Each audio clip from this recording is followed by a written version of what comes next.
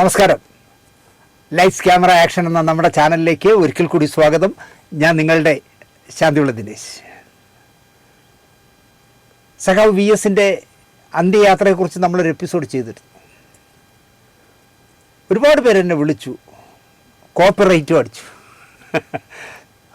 അതിൽ കാണിച്ച വീഡിയോയിൽ ഏതോ ഒന്ന് കോപ്പിറൈറ്റ് ഉള്ളതാണ്, അപ്പോൾ അതിൻ്റെ വരുമാനം അയാൾക്ക് പോകും. അപ്പോൾ ഞാൻ അതിന് മറുപടി കൊടുത്തു, ഒരു പൈസയും കിട്ടിയില്ലെങ്കിൽ കുഴപ്പമില്ല, സഖാവ് വി എസിന് വേണ്ടി അവസാനമായിട്ട് എൻ്റെ ഒരു പുഷ്പാഞ്ജലി ആയിട്ട് കൂട്ടിയാൽ മതി. എനിക്കതിൽ നിരാശയൊന്നുമില്ല. എന്നാലും നമ്മൾ നന്നായിട്ട് ചെയ്തു. പലരും എന്നെ പാർട്ടിക്കാർ വിളിച്ചപ്പോൾ പറഞ്ഞത് വി എസിൻ്റെ കുറ്റവും പിണറായിയുടെ കുറ്റവും ഒരുപോലെ ദിനേശ് പറഞ്ഞു. ഞാൻ പറഞ്ഞു, നമുക്കങ്ങനെയല്ല, നമ്മൾ സത്യസന്ധമായി സംസാരിക്കും. അപ്പോൾ ആ എപ്പിസോഡോട് ഒരു തീരുമാനമെടുത്തു. കുറച്ച് കാലത്തേക്ക് കമൻറ്റ് ബോക്സ് ഓഫ് ചെയ്തിടാൻ തീരുമാനിച്ചു. ഇതിൻ്റെ മുന്നിൽ പറയാമെന്ന് എനിക്കുള്ള തന്തയ്ക്ക് പറക്കാത്ത വെറും വൃത്തിയിട്ട കൂതറ കുറേ എണ്ണം, വെറും ഒരു പണിയുമില്ല. വി എസിൻ്റെ പ്രോഗ്രാമിലെങ്കിലും അവന്മാർ അടങ്ങിയിരിക്കേണ്ടതാണ്. അതിലും കയറി ഓരോ ചോദ്യങ്ങൾ, നമ്മളവരെ കളിയാക്കുന്ന ചോദ്യങ്ങൾ. എനിക്കതൊന്നും എനിക്ക് ഫീൽ ചെയ്യേ ഇല്ല, കാരണം ഞാൻ വായിക്കില്ല. പക്ഷെ പലരും വിളിച്ച്, ചേട്ടാ ഇങ്ങനെയൊക്കെ ഇട്ടിരിക്കുന്നു, ചേട്ടൻ എന്തിനീ ഈ കമൻറ്റ് ബോക്സ് ഇട്ടിരിക്കുന്നത്, ചേട്ടൻ എന്തിനീ ഈ ഫോൺ നമ്പർ ഇട്ടിരിക്കുന്നത് എന്നൊക്കെയാണ് ചോദിക്കുന്നത്. ഞാനെന്തായാലും ഫോൺ നമ്പർ മാറ്റിയിട്ടില്ല, കാരണം ഈ കമൻറ്റ് ഇട്ടവന്മാരിൽ നല്ല തന്തയ്ക്ക് പറഞ്ഞവന്മാരുണ്ടെങ്കിൽ എന്നെ ഫോണിൽ വിളിക്കട്ടെ, അപ്പം ഞാൻ ശരിയാക്കി കൊടുക്കാം. എന്തായാലും കുറച്ച് കാലത്തേക്ക് കമൻറ്റ് ബോക്സ് ഞാൻ ലോക്ക് ചെയ്തു. അതുപോലെ തന്നെ നമ്മുടെ പ്രോഗ്രാം കണ്ടിട്ട് ഒരാൾ എന്നോട് ചോദിക്കുകയാണ്, താങ്കൾ റിപ്പോർട്ടർ ചാനലിനെ ഒരുപാടങ്ങ് ബൂസ്റ്റ് ചെയ്ത് പറഞ്ഞല്ലോ, അവരെ വി എസിനെ കിടത്തിയിരിക്കുന്ന ബസ്സിൻ്റെ മുന്നിലൂടെ റിപ്പോർട്ടർ ചാനലിൻ്റെ OB വാൻ കടന്നുപോയി എന്ന് താങ്കൾ പറഞ്ഞിട്ട് ഇട്ടിരിക്കുന്നത് KSRTCയുടെ ഈ അലങ്കരിച്ചിട്ടിരിക്കുന്ന ബസ്സിൻ്റെ ഫോട്ടോ ആണല്ലോ എന്നൊക്കെ പറഞ്ഞ് എവിടെയെങ്കിലും ഒരു ചെറിയ പഴുത് കിട്ടിയാൽ അതിൽ വെച്ച് നമ്മളെ എന്തെങ്കിലും പറയാൻ പറ്റുമോ എന്ന് നോക്കുന്നവരാണ് ഒരുപാട് പേർ. പ്രോഗ്രാം കാണുകയല്ലേ, ചിലർ സിനിമ കാണാൻ പോകണം കണ്ടിട്ടില്ലേ, സിനിമ കാണേയില്ല, ആ സിനിമയിൽ എന്ത് കുറ്റമുണ്ടെന്ന് ഇങ്ങനെ നോക്കിക്കൊണ്ടിരിക്കും. നേരത്തെ ഇട്ട് ചെരുപ്പ് ഇതല്ലല്ലോ, അയാൾ അങ്ങോട്ടല്ലേ നടന്നു എന്നൊക്കെ പറഞ്ഞ് ഈ കുറ്റം കണ്ടുകൊണ്ടിരിക്കും. അല്ലാതെ ഒരിക്കലും സിനിമ ആസ്വദിക്കുകയില്ല. എന്നെപ്പോലെ സിനിമയിൽ വർക്ക് ചെയ്തവരാണ് വാസ്തവത്തിൽ അതിൽ എന്തെങ്കിലും കണ്ടിന്യൂറ്റി ജമ്പ് ഉണ്ടോ എന്നൊക്കെ നോക്കേണ്ടത്. പക്ഷേ ഞാൻ ഇന്ന് വരെ ഒരു സിനിമയിൽ ജമ്പ് നോക്കിയിട്ടില്ല, ഞാൻ അറിയാറില്ല. നമ്മൾ സിനിമ കാണാൻ പോയാൽ സിനിമ കണ്ടുകൊണ്ടിരിക്കും. അപ്പോൾ ഒരു ബസ് അലങ്കരിച്ചൊക്കെയാണല്ലോ, KSRTCയുടെ ബസ്സിലാണല്ലോ, ലോ ഫ്ലോർ ബസ്സിലാണല്ലോ അദ്ദേഹത്തെ കൊണ്ടുപോയത്. ആ ബസ്സിൻ്റെ ഫോട്ടോയാണ് ഇട്ടത്. റിപ്പോർട്ടർ ചാനലിൻ്റെ OB വാൻ്റെ ഫോട്ടോ ഇട്ടില്ല, അങ്ങനെ ഒരു OB വാൻ അതിൻ്റെ മുന്നിലില്ലായിരുന്നു എന്നാണ് എന്നെ ഒരാൾ വിളിച്ച് പറഞ്ഞത്. ഞാനെന്തിനു റിപ്പോർട്ടർ ചാനലിനെ ബൂസ്റ്റ് ചെയ്യണേ? എനിക്ക് റിപ്പോർട്ടർ ചാനലിനേക്കാളും മാനസികമായി ബന്ധമുള്ളത് ഷീയുടെ കാര്യമായിട്ടാണ്. അപ്പോൾ ഞാൻ ചെയ്യേണ്ടത് 24 ചാനലിനെ കുറിച്ചല്ലേ പറയണ്ടേ? അങ്ങനെയല്ല. ഒരാൾ A or B ആരായാലും അവർ നന്നായിട്ട് ചെയ്താൽ നമ്മൾ നല്ലതെന്ന് പറയാം. എന്തായാലും വി എസിൻ്റെ ചലനമറ്റ ദേഹവുമായിട്ട് ആലപ്പുഴയ്ക്ക് പോയ ബസ്സിൻ്റെ മുന്നിൽ പോയ റിപ്പോർട്ടർ ചാനലിൻ്റെ OB വാൻ്റെ ഫോട്ടോ ഞാൻ ഇതിലിടാം. എന്നെ ഫോൺ ചെയ്ത ആൾ അതെങ്കിലും കണ്ട് ഒന്ന് അടങ്ങട്ടെ. അതുപോലെ ഒരാൾ എന്നെ വിളിച്ച് കേൾക്കുന്നു, താങ്കൾ ഈ ചാനലിൽ രാഷ്ട്രീയമില്ല എന്ന് പറഞ്ഞെങ്കിലും വി എസിനെ കുറിച്ചൊരു എപ്പിസോഡ് ചെയ്തു, സിനിമയിലുള്ള ഏവനൊക്കെ വന്നു എന്നാണ് ചോദിക്കുന്നത് അദ്ദേഹത്തെ അവസാനമായിട്ട് കാണാൻ. എനിക്ക് ആ സുഹൃത്തിനോട് പറയാനുള്ളത്, ഒരു ഓച്ചനും സിനിമയിൽ നിന്ന് വരണ്ടെന്ന് ഞാൻ പറയും. ഒരുത്തനും വരണ്ട, വി എസിനെ കാണാൻ ഒരു സിനിമാക്കാരനും യോഗ്യതയില്ല എന്ന് ഞാൻ പറയും. കാരണം വ്യഭിചരിച്ചും പെണ്ണ് പിടിച്ചും കള്ളടിച്ചും കണ്ടവനെ പറ്റിച്ചും നടക്കുന്നവന്മാരൊന്നും അവസാനമായിട്ട് വി എസിനെ കാണാൻ വരാതിരിക്കുന്നതാണ് നല്ലത്. അതിൻ്റെ ഞാൻ അന്വേഷിക്കണമെന്നാണ് പറഞ്ഞത്. വി എസിന് അവസാനമായിട്ട് വി എസിനെ കാണുന്ന അവർ വരാത്തത് അന്വേഷിക്കണം ഓരോരുത്തരോട്. എനിക്ക് വേറെ പണിയില്ലേ? ഇവനൊന്നും വരില്ലെന്നേ. ഇവനൊക്കെ ഇപ്പം തന്നെ ഞാൻ പറയട്ടെ, പിണറായി വിജയൻ്റെ പുറകെ എത്രയോ പേര് സിനിമാക്കാർ നടക്കും. അതൊക്കെ കാര്യം കാണാനാണ്, അല്ലാതെ അദ്ദേഹത്തോടുള്ള സ്നേഹം കൊണ്ടല്ലാതെ അദ്ദേഹം മനസ്സിലാക്കിയാൽ നല്ലത്. അത്രയും ഞാൻ പറയും. സിനിമാക്കാർ കാണാൻ വന്നില്ലെങ്കിലും കേരളത്തിൽ തിരുവനന്തപുരം മുതൽ ആലപ്പുഴ വരെ ലക്ഷക്കണക്കിന് പേര് മഴ നനഞ്ഞു നിന്ന് വി എസിനെ കണ്ടു ഇല്ലേ? അത് മതിയെന്നേ, ഈ അലവലാതികൾ കാണണ്ട. എനിക്കിത്രേ പറയാനുള്ളൂ.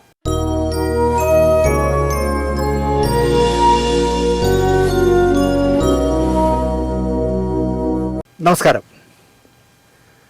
വളരെ രസകരമായ ഒരു കഥയാണ് ഞാനിന്ന് പറയുന്നത്. മലയാളത്തിലെ സൂപ്പർ താരങ്ങളായ, അല്ലെങ്കിൽ മലയാളിയുടെ അഭിമാനമായ മമ്മൂട്ടിയുടെയും മോഹൻലാലിൻ്റെയും 2 കാർ യാത്രകളെക്കുറിച്ചാണ് ഞാനിന്ന് പറയുന്നത്. നിങ്ങൾക്കത് ഇഷ്ടപ്പെടും എന്നാണ് എൻ്റെ വിശ്വാസം. മിന്നായം പോലെ കാറോടിച്ച് പായുന്ന ഒരു പ്രകൃതക്കാരനായിരുന്നല്ലോ മമ്മൂക്ക. കെ കരുണാകരൻ്റെ പ്രതാപകാലത്തായിരുന്നെങ്കിൽ ആരെങ്കിലും അദ്ദേഹത്തോട് മമ്മൂട്ടിയുടെ ഡ്രൈവിങ്ങിനെ കുറിച്ച് പറഞ്ഞിരുന്നുവെങ്കിൽ പറയുന്ന ശമ്പളം കൊടുത്ത് ലീഡർ മമ്മൂട്ടിയെ ചിലപ്പോൾ ഡ്രൈവറാക്കി തന്നെ. കാരണം ശരവേഗത്തിൽ കാറോടിച്ച് പോകുന്നവരോട് എന്നും ആരാധനയായിരുന്നു കെ കരുണാകരന്. കാർ അല്പം സ്പീഡ് കുറഞ്ഞാൽ പുറകിലിരുന്നിട്ട് ഡ്രൈവറെ സീറ്റിൽ ചവിട്ടുമെന്നാണ് പറഞ്ഞത്. വിടറോ ഇതെന്തോ കാളവണ്ടിയാണ് താ ഓടിക്കണേന്ന് ചോദിക്കും. കാരണം കാർ അങ്ങനെ പറക്കണം. അങ്ങനെ പറന്നാണല്ലോ കഴക്കൂട്ടത്ത് വെച്ച് കരണം മറിഞ്ഞു പോയത്. അദ്ദേഹത്തിൻ്റെ ആരോഗ്യത്തിന് ബാധിക്കുന്ന രീതിയിലൊരു ആക്സിഡൻ്റ് ഉണ്ടായത് ഈ അമിത വേഗം കൊണ്ടാണ്. തിരുവനന്തപുരത്ത് ഷൂട്ടിംഗ് കഴിഞ്ഞിട്ട് എത്ര പാതിരാത്രി ആയാലും ശരി 2-2.5 മണിക്കൂർ കൊണ്ട് ഓടിച്ച് കാർ സ്വയം ഓടിച്ച് കൊച്ചിയിൽ പോയിട്ട് രാവിലെ അതുപോലെ വെളുപ്പിന് രാവിലെ അവിടുന്ന് കാർ ഓടിച്ച് തിരിച്ചു വരുമായിരുന്നു മമ്മൂക്ക. കൂട്ടത്തിൽ ആരെങ്കിലും കൂടെ കാറിൽ ഇരിക്കാൻ ഒരാളെ കൂടെ കിട്ടിയാൽ, ഒരു സുഹൃത്തിനോട് കിട്ടിയാൽ കുശാലായിരിക്കും എന്നാണ് പറഞ്ഞ ഡ്രൈവിങ്.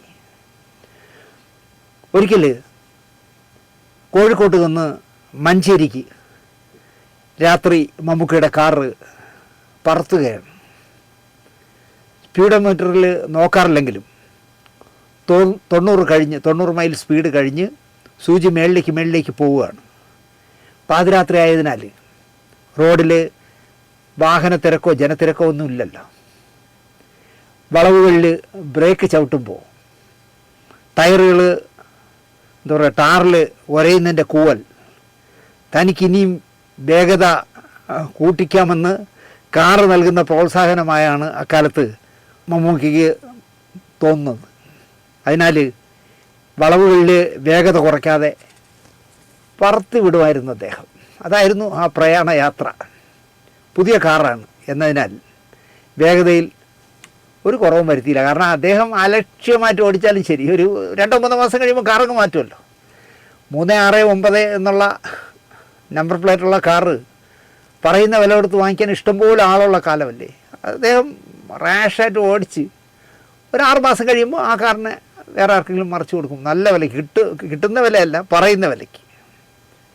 ചെറിയ നിലാവിൽ വിജനമായ പാടങ്ങൾക്ക് നടുവിലൂടെ നീണ്ടു കിടക്കുന്ന റോഡ് നന്നായി കാണാമെന്നതിനാൽ വീണ്ടും ആക്സിലേറ്ററിൽ ചവിട്ടി വിടുകയാണ്, വേഗത കൂട്ടുകയാണ് വീണ്ടും. മിന്നായം പോലെ ചില ചെറിയ പീടികകൾ കടന്നു പോകുന്നുണ്ട്. ഈ കാർ യാത്രക്കിടയിൽ ഇങ്ങനെ പറന്നു പോകുന്നുണ്ട് കടകൾ, ചില കടകൾ അവിടെ ആയിട്ട്. പാടങ്ങൾ കഴിഞ്ഞ് റോഡിൻ്റെ ഇരുവശവും വാഗപ്പൂ മരങ്ങൾ നിരയായി നിൽക്കുന്നത് കാണാം. ഇവിടം നന്നായി ഡ്രൈവ് ചെയ്യാൻ പറ്റുന്ന സ്ഥലമാണ്. സീറ്റിലൊന്ന് ഇളകിയിരുന്നിട്ട് കാറിൻ്റെ വേഗത പിന്നെയും കൂട്ടി. അതാ കാറിൻ്റെ മുന്നിലേക്ക് പെട്ടെന്ന് നനച്ചിരിക്കാത്ത ഒരു സ്ഥലത്ത് വെച്ച് ഒരു വൃദ്ധൻ റോഡിൻ്റെ നടുവിലേക്ക് നടന്നു വരുന്നു. സൈഡിൽ നിന്ന് ഭയങ്കര സ്പീഡിൽ പോവുമല്ലേ, ഒന്ന് ഞെട്ടിപ്പോവും നമ്മൾ ആരായാലും. ഒരു വയസ്സായ മനുഷ്യൻ റോഡിൻ്റെ നടുവിലേക്ക് വന്ന് കാറിനെ കൈ കാണിക്കുകയാണ്. അയാൾ സഹായം എന്തോ ചോദിച്ച് കാറിന് മുന്നിലേക്ക് കൈ കാണിക്കുകയാണെന്ന് മമ്മൂക്കയ്ക്ക് മനസ്സിലായി. അക്കാലത്ത് ഇപ്പോൾ അദ്ദേഹത്തിൻ്റെ കൂടെ നടക്കുന്ന സന്തതസഹചാരിയായ ജോർജിനെ പോലെ ആരും സ്ഥിരമായിട്ട് കൂടെ ഉള്ള കാലമല്ല. പെട്ടെന്ന് കാർ നമുക്ക് ഇടത്തോട്ട് വെട്ടിച്ച് വീണ്ടും വലത്തോട്ട് വെട്ടി കാറൊന്ന് ഒലഞ്ഞു. ഇടത്തോട്ട് വെട്ടിയിട്ട് പിന്നെ വലത്തോട്ട് പോകുമ്പോൾ ഒന്ന് ഒലയുമല്ലോ. എന്താ പറയുക, ആടി ഒലഞ്ഞു എന്ന് തന്നെ പറയാം. കാറിൻ്റെ കൺട്രോൾ ഇവിടെയൊക്കെ വെച്ചാണ് നഷ്ടപ്പെടാറ്. ഇങ്ങനെ പെട്ടെന്നൊക്കെ ചവിട്ടുമ്പോഴാണ് കാറിൻ്റെ കൺട്രോൾ പോകുന്നത്. ചിലപ്പോൾ അപകടവും ഉണ്ടായെന്ന് വരാം. കരണം പറഞ്ഞൊക്കെ പോവാം, അത്രയും വേഗതയിൽ ഓടുകയല്ലേ കാർ. രാത്രിയുടെ ആ മഹാനിദ്രയിൽ കാറ് പെട്ടെന്ന് ബ്രേക്ക് ചെയ്യുന്നതിൻ്റെ അലർച്ച ദൂരെ ഉള്ളവർക്ക് വേണമെങ്കിലും കേൾക്കാം. അത്ര പെട്ടെന്ന് സഡൻ ബ്രേക്ക് ഇട്ടു നമുക്ക്. അപ്പോഴേക്കും ഈ വൃദ്ധനെയും കഴിഞ്ഞ് കാർ കുറച്ച് ദൂരം മുന്നോട്ട് പോയിക്കഴിഞ്ഞു. മറ്റൊന്നും ചിന്തിച്ചില്ല, വണ്ടി നിർത്തി റിവേഴ്സ് ഗിയറിട്ട് പുറകിലേക്ക് വന്നു. കാറിനെ പുറകിലേക്ക് ഓടിച്ചു നമുക്ക്. കാറ് പുറകോട്ട് നീങ്ങി കൈ കാണിച്ച ആ വൃദ്ധൻ്റെ മുന്നിൽ പോയി നിന്നു. താൻ എന്ത് പണിയാണോ കാണിച്ചത് എന്ന് ചോദിക്കാനായിരിക്കാം കാർ കൊണ്ട് നിർത്തിയത്. കാർ വേഗതയിലായിരുന്നുവെന്നോ നനച്ചിരിക്കാത്ത സമയത്ത് റോഡിൽ കയറി നിന്ന് കൈ കാണിച്ചത് തെറ്റായിപ്പോയെന്നോ ഒന്നും ആ വയസ്സായ മനുഷ്യൻ ചിന്തിച്ചതേയില്ല. കാറിനടുത്തേക്ക് ഒന്നും അറിയാത്ത പോലെ ആ വൃദ്ധൻ നടന്നു വന്നു. അല്ലാതെ ഞാൻ ചെയ്തത് തെറ്റാണെന്നൊന്നും പുള്ളിക്ക് ബോധമില്ല. അപ്പോഴാണ് മമ്മൂക്ക ഒരു കാഴ്ച കാണുന്നത്. പഞ്ഞിക്കെട്ട് പോലെ ഒരു പെൺകുട്ടി സമീപത്തെ കലിങ്കിൽ കിടക്കുകയാണ്. ഈ വൃത്തം നിന്നതിൻ്റെ പുറകിലെ ഒരു കലിങ്കിൽ കിടക്കുകയാണ്. പഞ്ഞിക്കെട്ട് പോലത്തെ ഒരു പെൺകുട്ടി. കുട്ടിക്ക് പള്ളയിലുണ്ട്. ആ വയസ്സായ മനുഷ്യൻ പറയാണ്, പ്രസവവേദന തുടങ്ങിയെന്നാണ് തോന്നുന്നത്. ആശുപത്രി കൊണ്ടുപോകാനായിട്ട് ഒന്ന് സഹായിക്കണം എന്നാണ് വൃത്തൻ കൈകൂപ്പിക്കൊണ്ട് പറഞ്ഞത്. എൻ്റെ കുട്ടിക്ക് പള്ളയിലുണ്ട്, പ്രസവവേദന തുടങ്ങിയെന്നാണ് തോന്നുന്നത്. ആശുപത്രിയിലൊന്ന് എത്തിക്കാൻ, സർക്കാർ ആശുപത്രിയിൽ എത്തിക്കാൻ ഒന്ന് സഹായിക്കണം എന്ന് കൈകൂപ്പിക്കൊണ്ട് അയാൾ പറഞ്ഞു. നിങ്ങളെ അങ്ങനെ ചെയ്താൽ നിങ്ങളെ പടച്ചോൻ തുണയ്ക്കും എന്നും അദ്ദേഹം പറഞ്ഞു. വണ്ടിക്ക് മുന്നിൽ ചാടിയ കിളവനോട് അപ്പം തോന്നിയ ദേഷ്യമൊക്കെ അലിഞ്ഞുപോയി മമ്മൂക്കയ്ക്ക്. ഒന്നാമത് അങ്ങേർക്ക് ഈ പറയുന്ന സമയത്തല്ലേ ഉള്ളൂ. അത് കഴിഞ്ഞാൽ അദ്ദേഹം ഒന്നും മനസ്സിൽ വയ്ക്കുന്ന ആളല്ലല്ലോ. രാത്രിയായപ്പോൾ സമയം ഏതാണ്ട് 2 കഴിഞ്ഞിരുന്നു. മറ്റൊരു വാഹനം ഇവർക്ക് ലഭിക്കാൻ ഇടയില്ല. അതുകൊണ്ട് തന്നെ നമുക്ക് പറഞ്ഞു കയറിക്കൊള്ളാൻ. വൃദ്ധന് ഒരു 70 വയസ്സ് കഴിഞ്ഞിരിക്കും. ആ ഗർഭിണി പെൺകുട്ടിക്ക് അങ്ങേറ്റം പോയാൽ ഒരു 18 വയസ്സ് വരാം. വൃദ്ധൻ്റെ സംസാരത്തിൽ നിന്ന് മനസ്സിലായി ആ പെൺകുട്ടി അദ്ദേഹത്തിൻ്റെ പേരക്കുട്ടിയാണ്. വേദന സഹിക്കാനാവാതെ ആ പെൺകുട്ടി കരയുകയാണ്. കാറ് പതിയെ പതിയെ വീണ്ടും വേഗത കൂട്ടി. റൺവേയിൽ നിന്ന് വിമാനം ടേക്ക് ഓഫിന് പോകും പോലെ കൊച്ചിനെയും കയറ്റി ആ വൃദ്ധനെയും കയറ്റിയിട്ട് കാർ പതുക്കെ എടുത്ത്, ഗർഭിണിയല്ലേ, പക്ഷേ പിന്നെ കാറിൻ്റെ വേഗത കൂട്ടി. മഞ്ചേരി സർക്കാർ ആശുപത്രിയുടെ പോർട്ടിക്കോയിൽ വേഗതയിൽ ഓടി വന്ന കാർ സഡൻ ബ്രേക്ക് ഇട്ടു. രാത്രി നിങ്ങൾ ആലോചിക്കും, 2 മണിക്കൊക്കെ സഡൻ ബ്രേക്ക് ഇട്ടാൽ ആശുപത്രി മുഴുവൻ കിട്ടുന്നില്ലേ, ഭയങ്കര ശബ്ദമായിരിക്കുമല്ലോ.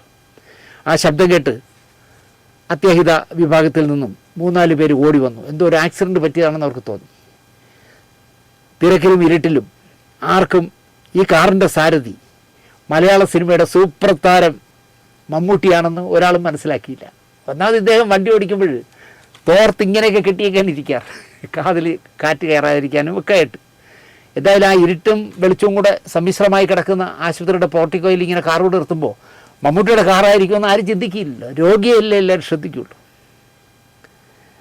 രോഗിയെ ഇറക്കുന്നതിനിടയിൽ ഡ്രൈവർ ആരാണെന്ന് നോക്കേണ്ട കാര്യവുമില്ല.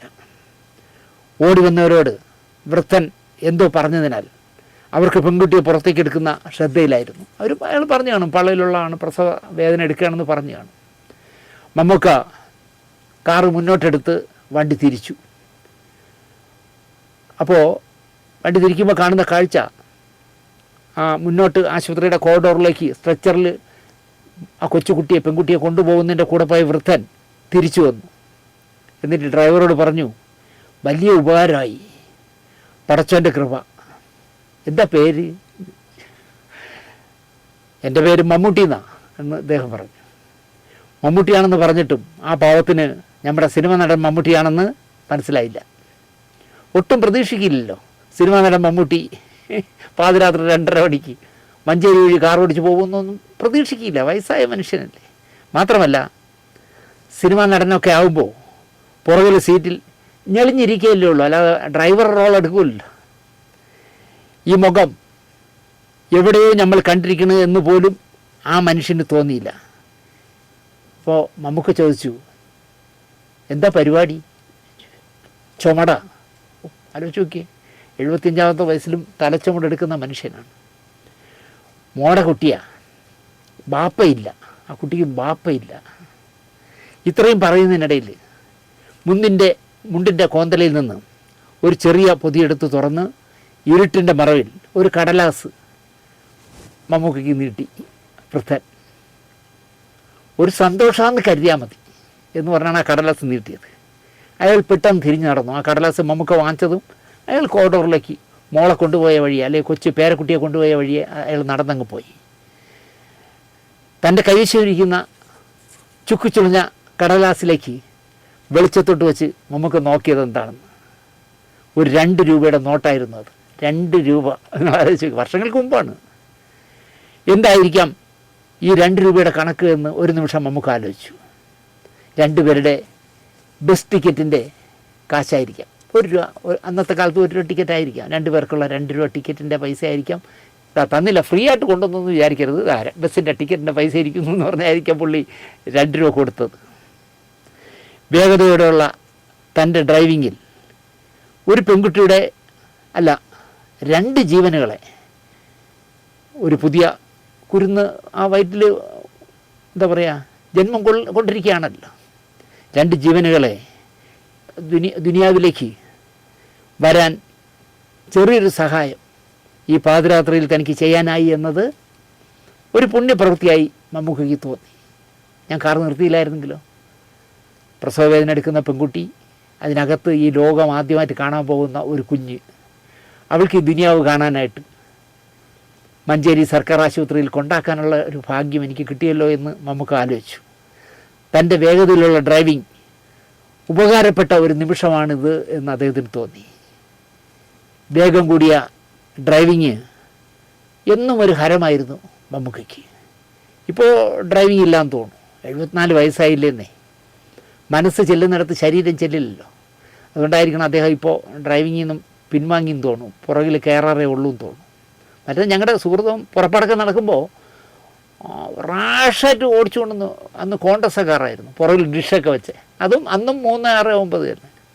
റാഷായിട്ട് ഓടിച്ചുകൊണ്ടെന്ന് ഷൂട്ടിങ് നടക്കുന്നതിൻ്റെ സ്പോട്ടിൽ കൊണ്ട് നിർത്തിയിട്ട് ഒന്നും അറിയത്തില്ല, പുള്ളി നടന്നങ്ങ് പോകും കാർ അവിടെ ഇട്ടിട്ട്. അപ്പോൾ കാറിൻ്റെ പുറകിൽ നിന്ന് ജോർജും സംഘവും എല്ലാം ഇറങ്ങിയ ശേഷം പുറകെ ഇരിക്കുന്ന ഡ്രൈവർ ഇറങ്ങി വന്ന് കാർ റിവേഴ്സ് എടുത്ത് എവിടെയെങ്കിലും കൊണ്ട് തണലത്ത് ഒതുക്കിയിടും. ഡ്രൈവർക്ക് അത്രേ ജോലിയുള്ളൂ. ഇപ്പോൾ അദ്ദേഹം അത് ഓടിക്കില്ല എന്ന് തോന്നുന്നു. അപൂർവം സന്ദർഭങ്ങളിൽ മാത്രമേ മമ്മൂക്കയുടെ കാറ് മറ്റൊരാൾ ഓടിക്കുന്നത് സംഭവിച്ചിട്ടുള്ളൂ. വളരെ അപൂർവമാണ്, റയറാണ്. അല്ലെങ്കിൽ അദ്ദേഹം തന്നെ ഓടിക്കും. ഇവിടുന്ന് എറണാകുളം വരെ, എന്നാൽ ആലപ്പുഴ വരെ ചെന്നിട്ട് എന്നാൽ ബാക്കി നീ ഓടരുത് എന്ന് പറയുകയില്ല, അദ്ദേഹം തന്നെ ഓടിക്കും. ലൊക്കേഷനിൽ വേഗതയിൽ വന്ന് ബ്രേക്കിട്ട ശേഷം ഡോർ തുറന്ന് ഒരു വല്ലാത്ത നടത്തയാണ് അദ്ദേഹത്തിൻ്റെ. ഡ്രൈവർ ഇറങ്ങി വന്ന് തിരിച്ച് മാറ്റിയിട്ടാൽ മതി. 12-13 മണിക്കൂർ ഓടി തളർന്ന് ട്രെയിൻ എറണാകുളം നോർത്തിൽ വന്ന് നിൽക്കുന്ന ചെന്നൈയിൽ നിന്ന് ഓടി തുടങ്ങിയതാണ്. വന്ന് 12-13 മണിക്കൂർ ഓടി തളർന്ന് ചെന്നൈയിൽ നിന്ന് പുറപ്പെട്ട ട്രെയിൻ വന്ന് നിൽക്കുന്ന കാലത്ത് 8 മണിക്കൂർ കൊണ്ട് ചെന്നൈയിൽ നിന്നും എന്താ പറയുക കൊച്ചിയിലെത്തുന്ന, അങ്ങനെ പറപ്പിക്കുന്ന വേഗതയാണ് മമ്മൂക്കയ്ക്ക് ഉണ്ടായിരുന്നത്. കേരള ചെന്നൈ യാത്ര സ്ഥിരം അദ്ദേഹം ഫ്ലൈറ്റിൽ പോവുകയില്ല, കാറിലേ പോവുള്ളായിരുന്നു. 8 മണിക്കൂർ കൊണ്ട് കൊച്ചിയിൽ നിന്ന് ചെന്നൈക്കും ചെന്നൈയിൽ നിന്ന് കൊച്ചിയിലും എത്തുമായിരുന്നു. തനിക്ക് സ്വസ്ഥമായി കാർ ഓടിക്കാമല്ലോ എന്ന ചിന്തയിലായിരുന്നു അക്കാലത്ത് അദ്ദേഹം എന്താ പറയുക ചെന്നൈ കൊച്ചി കാർ ഡ്രൈവിംഗ് നടത്തിയിരുന്നത്.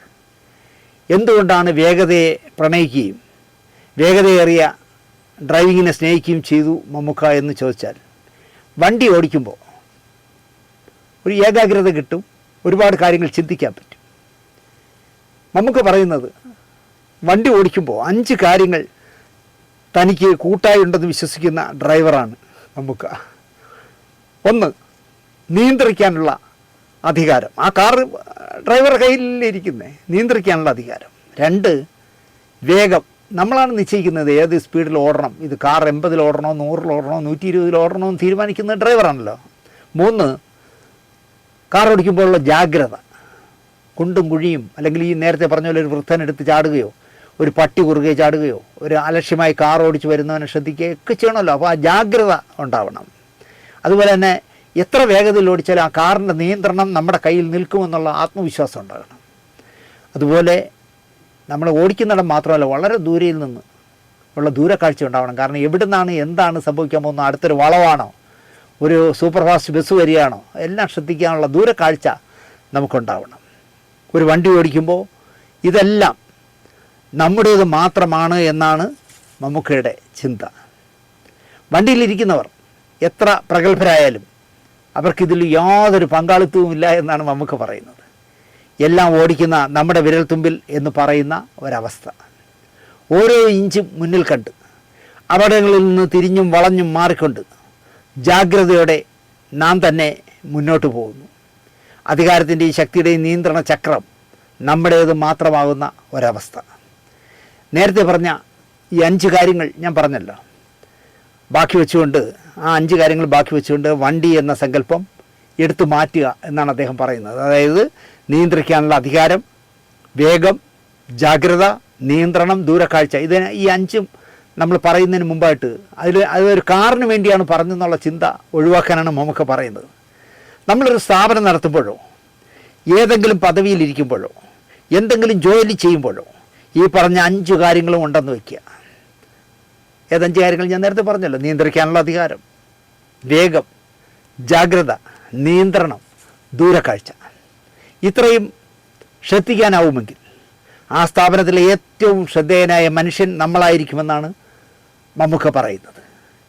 ഇതെല്ലാം ഉണ്ടെങ്കിൽ നമ്മുടെ വീട്ടിലെ ഏറ്റവും ശ്രദ്ധേയനായ മനുഷ്യനും നമ്മളായിരിക്കുമെന്നാണ് നമുക്ക് പറയുന്നത്.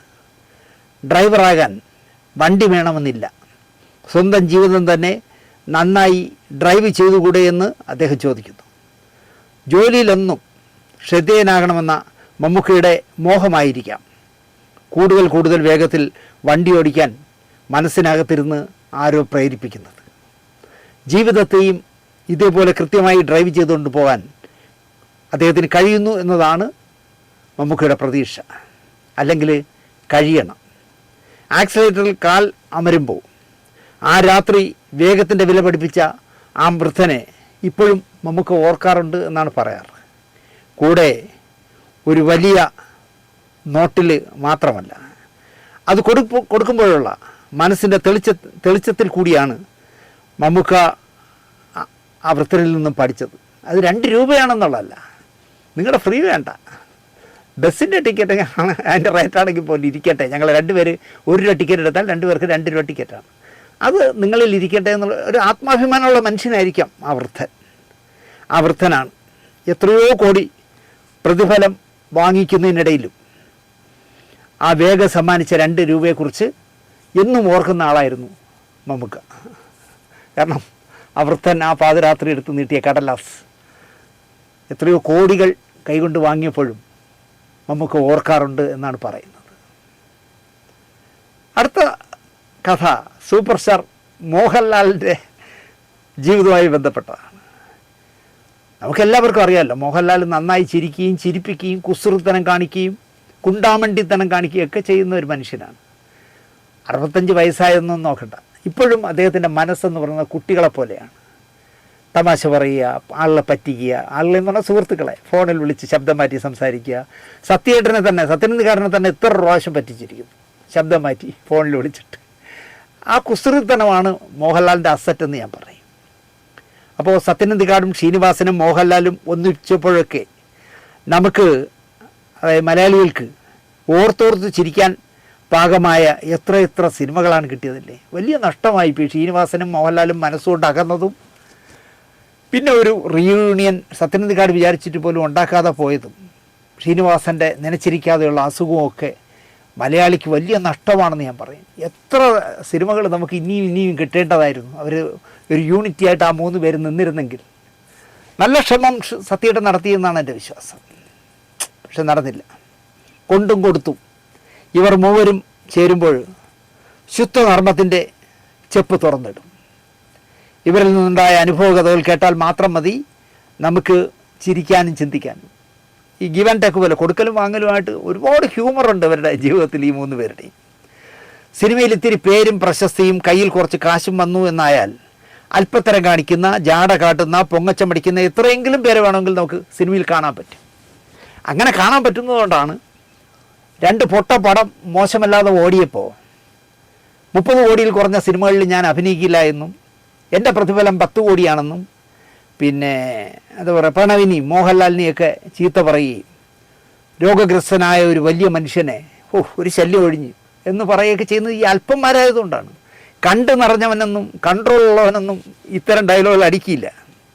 ഇപ്പം തന്നെ എനിക്കത് എന്താ പറയുക, ഒരു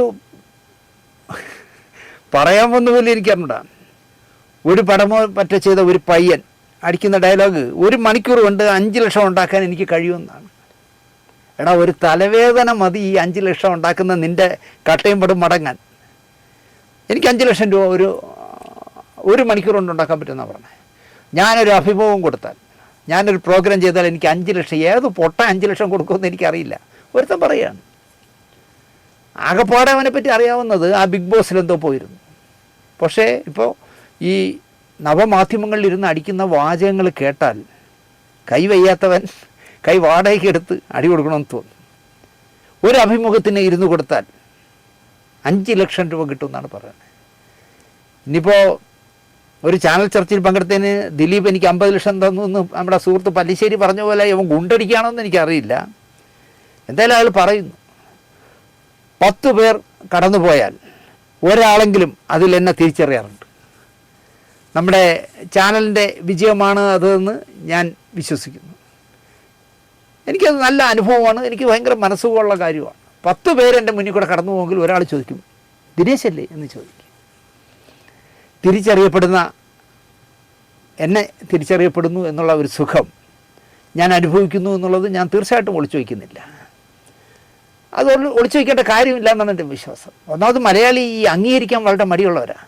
ഇപ്പോൾ നമ്മളൊരാൾക്കൂട്ടത്തിൽ നിൽക്കുകയാണെങ്കിൽ ഒരുത്തന്നെ ഇത് ദിനേശാണെന്ന് മനസ്സിലായാൽ അടുത്തേക്ക് തന്നെ പറയും, മറ്റേ ആ ചാനലിലൊക്കെ സംസാരിക്കില്ലേ, ആ ദിനേശ് എന്ന് പറഞ്ഞ വിവരം കിട്ടാനാണ് തോന്നിക്കണേന്ന് പറയും. പക്ഷേ നമ്മൾ നോക്കുമ്പോൾ ലുക്ക് മാറ്റിക്കളയും. ഞാൻ ഇതൊക്കെ കള്ളത്തരമൊക്കെ കണ്ടുപിടിക്കുന്ന ഒരാളാണ് എന്ന് കരുതി ഏത് തട്ടുകടയിൽ നിന്നും ദോശയും രസവടയും ചമ്മന്തിയും മുളക് കറിയും സിന്ധുവിനോടൊപ്പവും എൻ്റെ മോനോടൊപ്പം നിന്ന് കഴിക്കാൻ ഇന്നും എനിക്കൊരു മടിയുമില്ല. ഞാൻ വർഷങ്ങളായി അനുവർത്തിക്കുന്ന ഒരു കാര്യമാണ്. എനിക്ക് തട്ടുദോശ ഭയങ്കര ഇഷ്ടമാണ്. അപ്പോൾ എവിടെയെങ്കിലും പോയിട്ട് സന്ധ്യ ആവുകയാണെങ്കിൽ, രാത്രി ആവുകയാണെങ്കിൽ ഞാൻ പറയും ഇനി വീട്ടിൽ പോയി ഉണ്ടാക്കണ്ട, അവൻ കഴിച്ചിട്ട് പോകാമെന്ന് പറഞ്ഞു ഞങ്ങൾ റോഡരികിൽ നിന്ന് വൃത്തിയുള്ളൊരു കൊച്ചു തട്ടുകടയിൽ പോയി നിന്നിട്ട് ദോശയും രസവടയും ചമ്മന്തിയും മുളക് കറിയും ഒക്കെ വാങ്ങിച്ച് സാമ്പാറും ഒക്കെ വാങ്ങിച്ച് ഭംഗിയായിട്ട് കഴിക്കും. 20 രൂപയ്ക്ക് 2 പൊതി ഉപ്പിട്ട് മണലിൽ വറുത്ത കപ്പലണ്ടി വാങ്ങി റോഡിൻ്റെ ഫുട്പാത്തിലൂടെ നിന്നും നടന്നും അത് തിന്ന് നടക്കാൻ ഒരു പ്രത്യേക സുഖമാണ്. ഞാനും സിന്ധു കൂടി വാങ്ങിച്ച് കഴിച്ച് നടക്കാറുണ്ട്. എനിക്ക് പെട്ടെന്ന് ഓർമ്മ വരുന്നത് എൻ്റെ മകൻ 3-ലോ 4-ലോ പഠിക്കുമ്പോൾ ഡോക്ടർ വെള്ളായണി അർജുനൻ്റെ ടോൾസ്റ്റോയ് മെമ്മോറിയൽ പബ്ലിക് സ്കൂളിലാണ് പഠിച്ചിരുന്നത്, CBSE. അവരുടെ എന്താ പറയുക, സ്കൂൾ ആനുവൽ ഡേയോ എന്തോ ആണ് പള്ളിച്ചലിലുള്ള ഒരു ആഡിറ്റോറിയത്തിൽ വെച്ചാണ് നടത്തുന്നത്. അപ്പോൾ അതിൽ ഗ്രൂപ്പ് ഡാൻസിലോ എന്തെങ്കിലുമൊക്കെ ഉണ്ടായിരുന്നു. അപ്പോൾ പള്ളിച്ചൽ എന്ന് പറഞ്ഞ സ്ഥലത്ത് നല്ലൊരു കല്യാണ മണ്ഡപം, പേര് ഞാൻ ഓർക്കുന്നില്ല, ആ കല്യാണ മണ്ഡപത്തിൽ വെച്ചായിരുന്നു പരിപാടി. ഞാനും സിന്ധുവും എൻ്റെ അനുജൻ്റെ മകളും കൂടി പ്രോഗ്രാം കാണാൻ പോയി. അപ്പോൾ എൻ്റെ അനുജനാണല്ലോ ആദ്യം കല്യാണം കഴിച്ചത്. അപ്പോൾ അവന് ഉണ്ടായ മോളാണ് എന്നെ ആദ്യമായിട്ട് അച്ചാച്ചാന്ന് വിളിച്ചത്. ഞാൻ അവളെ എൻ്റെ സ്വന്തം മോളെ പോലെ കൊണ്ടു കിടക്കുന്ന കാലമായിരുന്നു അന്ന്, ഇന്നല്ല. അപ്പോൾ അനുജൻ്റെ മകൾക്ക് എനിക്ക് തോന്നുന്നു അന്ന് ഒരു 10 വയസ്സൊക്കെ വരെ, 8-10 വയസ്സ്, 10-12 വയസ്സ്, അതിനപ്പുറം പോവില്ല. മകൾക്ക് 12 വയസ്സ് പ്രായമുണ്ട്. അപ്പോൾ അച്ചു ഷീൽഡൊക്കെ വാങ്ങി പ്രോഗ്രാം എല്ലാം കഴിഞ്ഞപ്പോൾ ഒരു 9 മണി ആയി എന്ന് വയ്ക്കാം.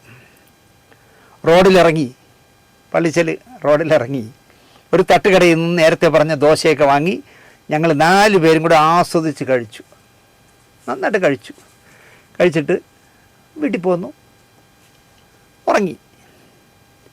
വീട്ടിൽ വന്നപ്പോഴാണ് അറിയുന്നത് അനുജൻ വീട്ടിൽ വിളിച്ച് അമ്മയോട് ഒരു കാര്യം പറഞ്ഞിരിക്കുന്നു. എൻ്റെ അനുജൻ ട്രാൻസ്പോർട്ടിലെ ഡ്രൈവറാണല്ലോ, അവൻ വിളിച്ചൊരു കാര്യം പറഞ്ഞിരിക്കുകയാണ് എൻ്റെ അമ്മയോട്. അമ്മയോട് പറഞ്ഞു, നിങ്ങളുടെ ഈ മൂത്ത മകൻ എന്ന് പറഞ്ഞവനെ എന്നെ MD എന്നാണ് അവൻ വിളിക്കുന്നത്. വെള്ളം അടിച്ചു കഴിഞ്ഞാൽ അപ്പോൾ വിളിക്കുന്നത് MD ഇല്ലേ എന്നാണ് ചോദിക്കുന്നത്. നമ്മളെ പരിഹസിക്കാൻ വേണ്ടി വിളിക്കുന്നതാണ്. നാണമില്ലാത്തവനായതിനാൽ നിങ്ങളുടെ മൂത്ത മോനെ എവിടെ ഒന്നും എന്തും വാങ്ങി കഴിക്കാം, പക്ഷേ എൻ്റെ മകളെ മേലാൽ റോഡിൽ നിർത്തി ഭക്ഷണം വാങ്ങി കൊടുക്കരുതെന്ന് നിങ്ങളുടെ മോനുണ്ടല്ലോ MD, അവനോട് പറഞ്ഞേക്കണം എന്ന് അമ്മയോട് പറഞ്ഞ് ഫോണിൽ വിളിച്ച് നല്ല ചൂട് ദോശയും ചമ്മന്തിയും മുളക് കറിയും കഴിക്കുന്ന തിരക്കിനിടയിൽ റോഡിൻ്റെ എതിർവശത്ത് KSRTC ബസ് വന്ന് നിന്നതോ അത് ഓടിച്ചിരുന്നത് അനുജനാണെന്നോ ഞാൻ കണ്ടില്ല. ഞങ്ങൾ 4 പേരും കണ്ടില്ല, അതാണ് പ്രശ്നം. ഞങ്ങൾ ആസ്വദിച്ച് ദോശയൊക്കെ വാങ്ങിച്ച് രസവടയൊക്കെ വാങ്ങിച്ച് കഴിക്കുകയായിരുന്നു. പക്ഷെ അവൻ കണ്ടു മോള് റോഡിൽ നിന്ന് ദോശ തിന്നുന്നു. ഇതൊന്നും എന്നെ ബാധിക്കുന്ന പ്രശ്നമല്ല. ഇപ്പോൾ 2 ദിവസം മുമ്പ് ഞാൻ സിന്ധു കൂടി ചങ്ങനാശ്ശേരി പോയി. മടങ്ങി തലസ്ഥാനത്ത് എത്തിയിട്ട് വലിയ വിള എന്ന് പറഞ്ഞ സ്ഥലത്ത് നൂർജഹാൻ എന്നു പേരുള്ള ഒരു കാശ്മീരി പെൺകുട്ടി നടത്തുന്ന, അവളും അവളെ മകനും കൂടി നടത്തുന്ന ഒരു തട്ടുകടയുണ്ട്. അപ്പോൾ ആ കാശ്മീരി പെൺകുട്ടി അണ്ണ എന്ന് വിളിക്കുന്നത് കേട്ടാൽ എൻ്റെ സ്വന്തം അമ്മ പ്രസവിച്ച അനിയത്തിയാണെന്ന് എനിക്ക് തോന്നുന്നു. അതുപോലെ സിന്ധുവിനോടും ഭയങ്കര സ്നേഹമാണ്. അപ്പോൾ ആ കാശ്മീരി പെൺകുട്ടി നൂർജഹാൻ നടത്തുന്ന തട്ടുകടയുടെ മുന്നിൽ കാർ ഒതുക്കിയിട്ടിട്ട് ഞങ്ങൾ ഭംഗിയായിട്ട് ഈ പറഞ്ഞ ദോശയും മുളക് കറിയൊക്കെ വാങ്ങിച്ച് ആസ്വദിച്ച് കഴിച്ചിട്ട് വീട്ടിൽ ചെന്നിരുന്ന് ഉറങ്ങി. കിഴക്കേക്കോട്ടയിലും പാളയത്തുമൊക്കെ പഴയ പുസ്തകം വിൽക്കുന്നിടത്ത് പുസ്തകങ്ങൾ ചെയ്യുന്ന എന്നെ കാണുമ്പോൾ പലർക്കും എന്നെ കാണുമ്പോൾ അതിശയമാണ്.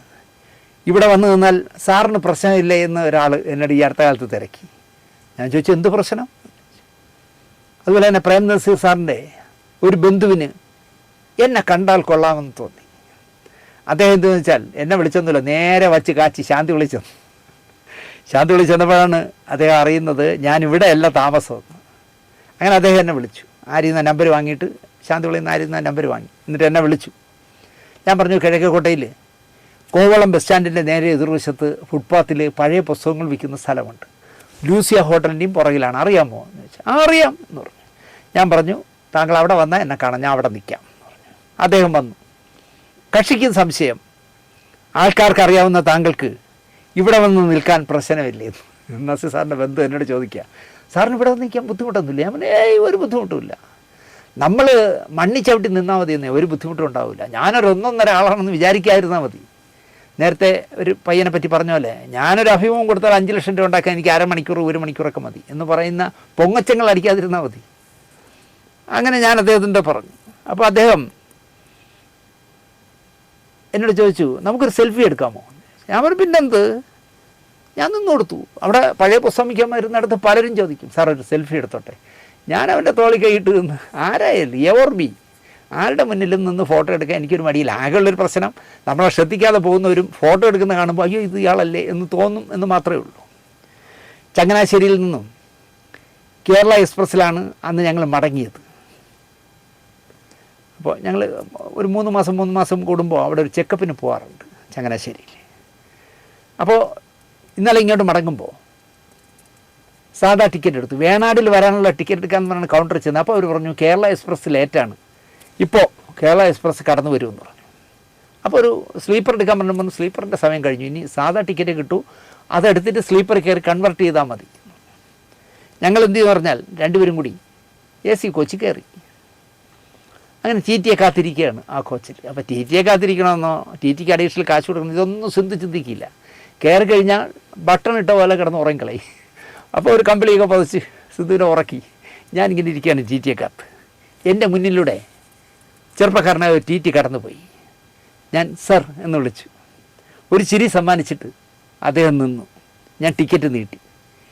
ഫോണിൽ പരതിയിട്ട് അദ്ദേഹം പറഞ്ഞു, 1010 രൂപ ആവും. പറഞ്ഞു, ആയിക്കോട്ടെ. അപ്പോൾ അദ്ദേഹം സീറ്റിൽ എൻ്റെ അടുത്ത് ഇരുന്ന് ടിക്കറ്റ് എഴുതി. അപ്പോൾ ടിക്കറ്റിൽ പേര് എഴുതണമല്ലോ, പേര് എഴുതേണ്ട സ്ഥലം എത്തിയപ്പോൾ അദ്ദേഹം തന്നെ ഇങ്ങോട്ട് പറഞ്ഞു, ശാന്തുള്ള ദിനേശ്. അപ്പോൾ സത്യസന്ധമായി തുറന്ന് പറയാം, ഞാനത് ഭയങ്കരമായിട്ട് ആസ്വദിച്ചു. കാരണം ഒരു ചെറുപ്പക്കാരനായ TT ടിക്കറ്റിൽ എഴുതാൻ നേരത്തെ എന്നോട് ശാന്തുള്ള ദിനേശ് അല്ലേ, എനിക്കറിയാം എന്നാണല്ലോ എൻ്റെ അർത്ഥം. ഇതൊക്കെ ഞാൻ ആസ്വദിക്കുന്ന ആളാണ്.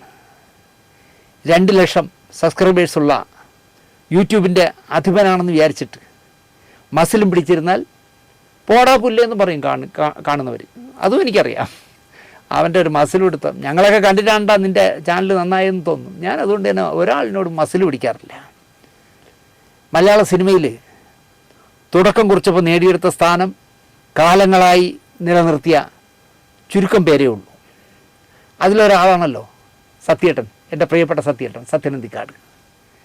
വർഷത്തിലൊരു പടം എന്ന പോളിസിയിലേക്ക് വന്ന ശേഷം ബാക്കി സമയം സത്യേട്ടൻ ഉപയോഗിക്കുന്നത് എന്തിനൊക്കെയാണ്? സിനിമാക്കാരൊക്കെ കൊച്ചിയിലേക്ക് ചേക്കേറിയപ്പോൾ തൻ്റെ അന്തിക്കാടെന്നുള്ള ഗ്രാമത്തിൽ ജീവിക്കുകയും കുറച്ച് കൃഷിയും വായനയും ഒക്കെ ആയി കഴിയുന്ന ഏക സിനിമാക്കാരനും സത്യേട്ടനാണ്. ശ്രീനിവാസൻ പോലും എറണാകുളത്തേക്ക് ചേക്കേറി കളഞ്ഞു. കോൾപ്പാടങ്ങളിലെ വരമ്പിലൂടെ സൈക്കിൾ ചവിട്ടിയും ഉരുട്ടിയും പോകുന്ന ഏക സിനിമാക്കാരനും എനിക്ക് പോലും ഒന്നാമത് സൈക്കിളിൽ കയറാനും ഇറങ്ങാനും അറിഞ്ഞൂടാ. അതാണ് എൻ്റെ പ്രശ്നം. സീറ്റ് വഴി കാലെടുത്തിട്ടിട്ട് ചവിട്ടാണെങ്കിൽ ചവിട്ടാം, പക്ഷേ കയറാനും ഇറങ്ങാനും അറിയില്ല. തടിപ്പാലത്തിലൂടെ മുണ്ടും മടക്കി കുത്തി തോടുകൾ കടന്നു പോകുന്ന സത്യേട്ടൻ എനിക്കെന്നും ഒരു റോൾ മോഡലാണ്. നൈർമല്യമുള്ള കഥകൾ കണ്ടെത്തി സിനിമകൾ ചെയ്യാൻ കഴിയുന്നത് ഈ മണ്ണിൽ ചവിട്ടി നിൽക്കുന്നത് കൊണ്ട് തന്നെ ആകണം എന്നാണ് ഞാൻ സത്യേട്ടനെക്കുറിച്ച് വിലയിരുത്തുന്നത്.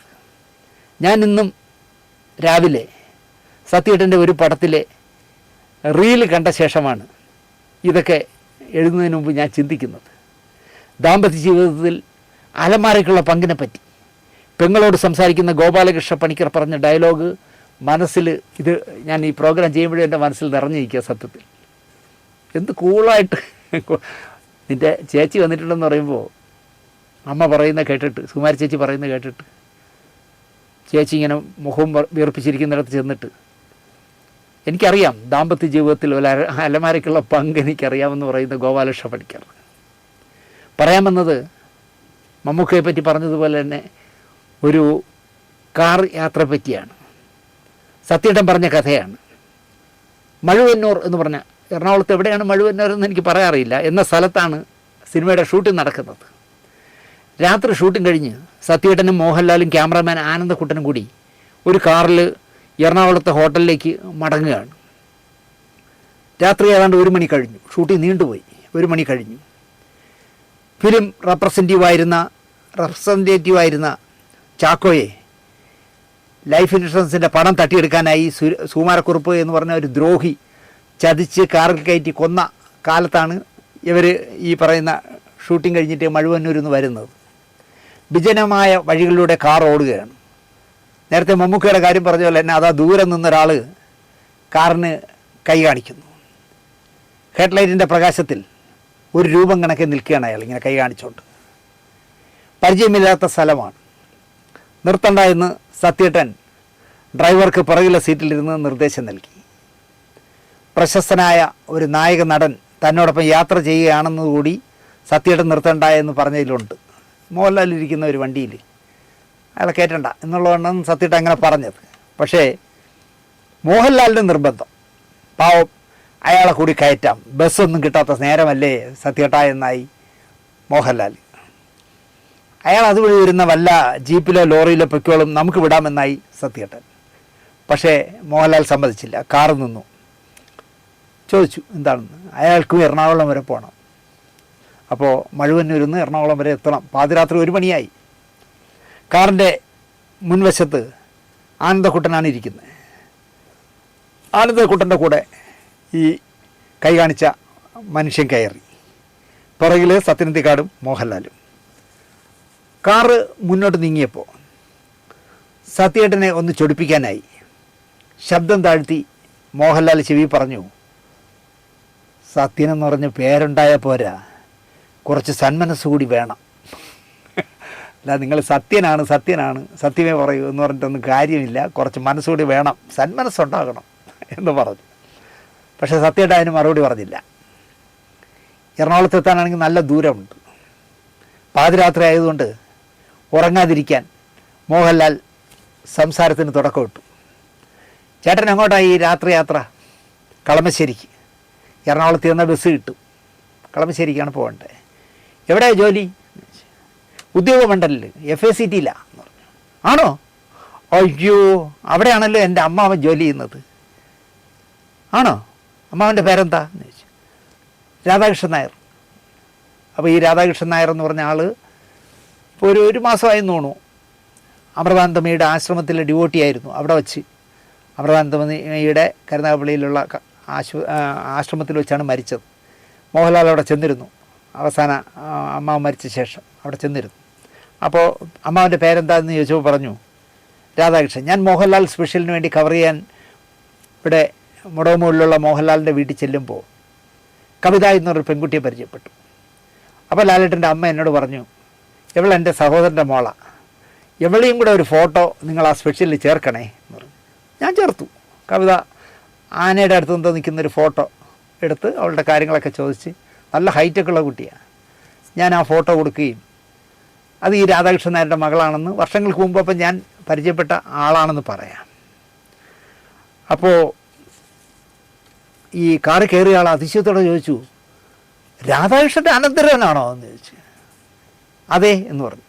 അപ്പോൾ കാറിൽ കയറിയ ആളിന് വലിയ സന്തോഷം, മോഹൻലാലിന് ഹാപ്പി. കാരണം അമ്മാവനെ പരിചയമുള്ള ഒരാളാണല്ലോ നമ്മൾ നിർത്തി കയറ്റിയത്, സത്യാനന്ദക്കാട് കയറ്റല്ലേ എന്ന് പറഞ്ഞിട്ടും നമ്മൾ കയറ്റിയത് അങ്ങനെ ഒരാളിനാണല്ലോ എന്ന് തോന്നി. രണ്ടുപേരും എന്താ പറയുക, കുലാന്മാരായി എന്ന് പറയാം. സത്യേട്ടനും ആനന്ദക്കുട്ടനും ഔട്ടായി, രണ്ടുപേർക്കും റോളില്ല. തിരുവനന്തപുരത്ത് മുടകം മുകളിലല്ലേ നിങ്ങളിപ്പോൾ താമസം? അതെ. വിശ്വനാഥൻ നായർ ഇപ്പോഴും സർവീസിലില്ലേ? മോഹൻലാലിൻ്റെ അച്ഛനെ ചോദിക്കുകയാണ്. ഉണ്ട്. ശാന്തകുമാരി എന്നല്ലേ അമ്മയുടെ പേര്? അപ്പോൾ ആദ്യമായിട്ടാണ് സത്യേട്ടൻ മോഹൻലാലിൻ്റെ അമ്മയുടെ പേര് ശാന്തകുമാരി എന്ന് അറിയുന്നത് ഈ കാർ യാത്രക്കിടയില്ല. അതെ. താൻ മൂത്തതോ ഇളയതോ? ഞാൻ ഇളയതാണ്. പത്തനാപുരം എലമന്തിട്ടയിലെ മോഹൻലാലിൻ്റെ കുടുംബ ചരിത്രം മുഴുവൻ അഗതന് ഈ കയറിയ മനുഷ്യന് മനപ്പാടമാണ്. ആ ഫാമിലിയെ മൊത്തം അറിയാം. കാറിൽ കയറ്റിയില്ലായിരുന്നെങ്കിൽ മോശമായി പോയേനെ എന്ന് മോഹൻലാലിന് തോന്നി. ഈ ചിന്തയുമായി കാർ അങ്ങനെ നീങ്ങുമ്പോൾ കാറിലിരിക്കുന്ന സകലരെയും ഞെട്ടിച്ചുകൊണ്ട്, അതായത് ഡ്രൈവറെയും ആനന്ദക്കുട്ടനെയും സത്യനന്ദക്കാരനെയും മോഹൻലാലിനെയും എല്ലാം ഞെട്ടിച്ചുകൊണ്ട് ഈ കാറിൽ കയറിയ മനുഷ്യൻ ഒരു ചോദ്യം ചോദിച്ചു. അല്ല, താനിപ്പോൾ എന്ത് ചെയ്യുന്നു? സൂപ്പർ താരമായി വളർന്നുകൊണ്ടിരിക്കുന്ന കാലത്താണ്. വിശ്വനാഥൻ നായരെ അറിയാം, ശാന്തകുമാരി അറിയാം, അവരുടെ മോനെ അറിയാം. മോൻ്റെ ചോദിക്കുക, അല്ല താനിപ്പോൾ എന്ത് ചെയ്യുന്നു? ആ ചോദ്യം ഉൾക്കൊള്ളാൻ കഴിയാത്ത പോലെ ലാലു ചോദിച്ചു, എന്താ എന്താ അല്ല താനിപ്പോൾ എന്താ ചെയ്യുന്നത്, എവിടെയാ ജോലി? അയാൾ ചോദിച്ചു. ആഗതൻ ഈ കയറിയ ആൾ ചോദിച്ചത് മനസ്സിലായില്ല എന്ന ചിന്തയിൽ ഒന്നുകൂടി ആവർത്തിച്ചു ചോദ്യം. മലയാള സിനിമയിൽ പുതിയ താരോദയമായി മോഹൻലാൽ പ്രശസ്തിയിലേക്ക് ഉയർന്നുകൊണ്ടിരിക്കുന്ന കാലമാണ്. കാർ കടന്നു പോകുന്ന വഴിയിൽ ഇരുവശത്തും മോഹൻലാൽ നായകനായ വലിയ മോഹൻലാലിൻ്റെ തലയുള്ള പോസ്റ്ററുകൾ നിരനിരയായി ഒട്ടിച്ചിട്ടുണ്ട്. ഈ കാർ യാത്ര നടക്കുമ്പോൾ മോഹൻലാൽ 52 സിനിമകളിലോളം അഭിനയിച്ച് കഴിഞ്ഞിരിക്കുകയാണ്. തിയേറ്ററിൽ വന്നു കഴിഞ്ഞു 52 സിനിമകൾ. പലതും സൂപ്പർ മെഗാ ഹിറ്റുകളുമായിരുന്നു. കുയിലിനെ തേടിയും, എങ്ങനെ നീ മറക്കും, ഹലോ മദ്രാസ് ഗേൾ, മദ്രാസിലെ മോൻ മുതലായ സിനിമകളിലെ കൊടും വില്ലനും, പടയോട്ടം, കേൾക്കാത്ത ശബ്ദം, പിന്നിലാവ്, കാറ്റത്തെ കിളിക്കൂട്, ആട്ടക്കലാശം, നാണയം തുടങ്ങിയ സിനിമകളിലെ രസകരമായ വേഷങ്ങളുമൊക്കെ പ്രേക്ഷകർ സ്വീകരിച്ച ശേഷമാണ് ഈ അഗതനോടൊപ്പം കാറിൽ യാത്ര ചെയ്യുന്നത്. മറുപടി വരാതായപ്പോൾ ആശ്വസിപ്പിക്കും പോലെ അഗതൻ പറഞ്ഞു, ജോലിയൊന്നും ആയില്ല അല്ലേ മോനെ? മോഹൻലാൽ അതിനും മറുപടി പറഞ്ഞില്ല. അയാൾ വിടുന്ന ലക്ഷണമല്ലേ ഇത് കയറിയ ആൾ. പഠിക്കുകയാണോ? ആണെന്നും അല്ലെന്നും വരുന്ന അർത്ഥത്തിൽ മോഹൻലാൽ ഒന്ന് മൂളി, ഒന്ന് മൂളി. ആണെന്നും അല്ലെന്നും മനസ്സിലാക്കാത്ത രീതിയിലാണ് മൂളിയത്. ലാല് സീറ്റിൽ കണ്ണടച്ച് ചാരിയിരുന്നു ഉറക്കം വരും പോലെ. കാർ എറണാകുളത്തെത്തി. നോക്കുമ്പോൾ വിശ്വനാഥൻ നായരുടെ ജോലിയില്ലാത്ത മോൻ ഉറങ്ങുകയാണ് കാറിൽ. ഉണർത്തണ്ട എന്ന് കരുതി സത്യേട്ടനോടും ആനന്ദക്കുട്ടനോടും യാത്ര പറഞ്ഞ് ആ FACT-കാരൻ പോയി. ലാലിനെയും ലാലിൻ്റെ കുടുംബത്തെയും നന്നായി അറിയാം. ലാൽ മലയാളത്തിലെ പ്രശസ്തനായൊരു നടനാണെന്ന് മാത്രം കക്ഷിക്ക് അറിയില്ല. പെട്ടെന്ന് കണ്ണു തുറന്ന് ആത്മഗതം എന്ന പോലെ ലാൽ പറഞ്ഞു, നാശം, അയാളെ നടറോട്ടിൽ തന്നെ ഇട്ടിട്ട് പോന്നാൽ മതിയായിരുന്നു എന്ന് സ്വയം പറയും പോലെ പറയുക. ഒന്നും പറയണ്ട, ഒരു സൂപ്പർ സ്റ്റാറിൻ്റെ പ്രശസ്തി ഇത്രയേ ഉള്ളൂ എന്ന് മനസ്സിലാക്കിയാൽ മതി എന്നായി സത്യേട്ടൻ. സിനിമ തീരെ കാണാത്ത, അതിനെപ്പറ്റി ഒന്നും അറിയുകയോ അന്വേഷിക്കുകയോ ചെയ്യാത്ത ആളാകാൻ ചിലപ്പോൾ ആ മനുഷ്യൻ. വർത്തമാന തിരക്കിനിടയിൽ അയാൾ ഒരുപക്ഷെ ഓർക്കാതെ പോയതും ആവാം. വിശ്വനാഥൻ നായരുടെ മകൻ ഒരു സിനിമ നടനുണ്ടല്ലോ, അത് ഈ മൂത്തവനാണോ ഇളവനാണോ എന്ന് ഓർത്തില്ലേ? അതായിരിക്കാം ചിലപ്പോൾ. ഒന്ന് ഓർമ്മപ്പെടുത്തിയിരുന്നെങ്കിൽ ഞാൻ എന്തൊരു മണ്ടൻ എന്ന് അയാൾക്ക് തോന്നുകയും ചെയ്യുമായിരുന്നു. ക്രിക്കറ്റ് പ്രേമികളുടെ ഹരമായ സച്ചിൻ ടെണ്ടുൽക്കറിനെ പറ്റി തനിക്കൊന്നും അറിയില്ല എന്ന് പ്രശസ്ത നിരൂപകൻ, ലോകത്തെ എല്ലാ സാഹിത്യ പുസ്തകങ്ങളും അരച്ചുകളിക്ക് കുടിക്കുന്ന ആളാണല്ലോ വാരഫലം കൃഷ്ണൻ നായർ സാർ. ആ കൃഷ്ണൻ നായർ സാർ കലാകൗമുദിയിൽ എഴുതി, സച്ചിൻ ടെണ്ടുൽക്കർ എന്ന് പറഞ്ഞ ഒരു ക്രിക്കറ്റ് കളിക്കാരൻ ഇന്ത്യയിലുണ്ടെന്ന് അദ്ദേഹത്തിന് അറിയില്ല. അതാണ് പ്രശ്നം. അറിയില്ല എന്ന് പറഞ്ഞാൽ നിങ്ങൾ ഈ വിശ്വപ്രസിദ്ധരായ ലോകത്തെ ഏത് സാഹിത്യകാരനെയും അയാളുടെ രചനകളെക്കുറിച്ച് സംസാരിക്കുന്ന നിങ്ങൾക്ക് ഈ നാട്ടിലുള്ള സച്ചിനെ അറിഞ്ഞില്ലെന്ന് വെച്ചാൽ എനിക്കറിയില്ല എനിക്ക് സ്പോർട്സുമായി ബന്ധമില്ല എന്ന് പറഞ്ഞാൽ നമുക്ക് മറുപടി ഒന്നും പറയാൻ ഒക്കില്ല. പ്രശസ്തി ഒരു മായയാണ്. പ്രതികൂലമായൊരു കാറ്റിൽ ഉടഞ്ഞു പോകാവുന്ന ഒരു തൂവൽ കൊട്ടാരമാണ് എന്നാണ് സത്യേട്ടൻ പറയുന്നത്. ശരിയാ, 100% ശരിയാണ്. പ്രശസ്തി കൊണ്ട് എല്ലാവരും എന്നെ അറിഞ്ഞിരിക്കും, എന്നെ മനസ്സിലാക്കിയിരിക്കും എന്ന് വിശ്വസിക്കുന്ന മണ്ടന്മാരെ വിശ്വസിക്കുകയുള്ളൂ. അറിയാത്ത കുറച്ച് പേരെങ്കിലും ഉണ്ടാകും എന്ന് മോഹൻലാലിനെ പഠിപ്പിച്ച കാർ യാത്രയായിരുന്നു അമ്മാവൻ രാധാകൃഷ്ണൻ നായരോടൊപ്പം FA സീറ്റിൽ വർക്ക് ചെയ്യുന്ന ആളിനെ പാതിരാത്രി കാർ കയറ്റിയപ്പോൾ കിട്ടിയ അനുഭവം. മമ്മൂക്ക ഒരു ഗർഭിണിയായ പെൺകുട്ടിയെ, ഒരു കൊച്ചുകുട്ടിയെ, 18 വയസ്സോളമായ ഒരു പെൺകുട്ടിയെ ആശുപത്രിയിൽ കൊണ്ടുപോയി രക്ഷപ്പെടുത്തിയത് മോഹൻലാൽ നിർബന്ധിച്ച് കാറ് കയറ്റിയ മനുഷ്യന് മോഹൻലാലിൻ്റെ വീട്ടുകാരെ മുഴുവൻ അറിയാമെന്ന് പറയുമ്പോഴും മോഹൻലാലിനെ അറിയില്ല എന്ന് പറയുന്നതും നിങ്ങൾക്ക് ഇഷ്ടപ്പെട്ടിരിക്കുമെന്ന് വിശ്വസിച്ചുകൊണ്ട് ഇതുപോലുള്ള രസകരമായ കഥകൾ ഇനിയും പറയാം എന്ന് മാത്രം പറഞ്ഞുകൊണ്ട് നിർത്തുന്നു. നന്ദി, നമസ്കാരം.